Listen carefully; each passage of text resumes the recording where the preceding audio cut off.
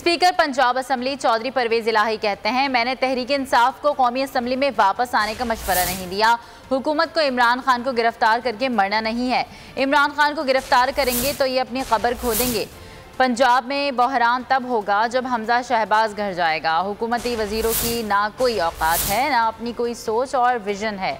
उन्होंने मजीद कहा कि इमरान खान को सराहना चाहिए कि उन्होंने खून खराबे से बचने के लिए अपने लोगों को रोका। नून लीग पीटीआई के लोटों का बोझ अपने सर लेने को तैयार नहीं। नहीं कोई मशवरा नहीं।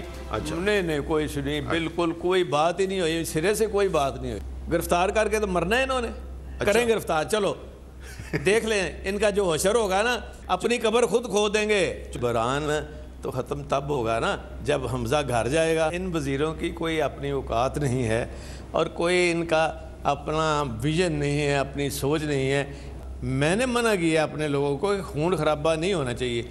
आप ये तो इस बात का बजाय उनको अप्रिशिएट करने के कि इमरान खान साहब ने ये कहा है और उस पे ऊपर बिलीव किया है और एक भी उनकी तरफ से फायर नहीं हुआ।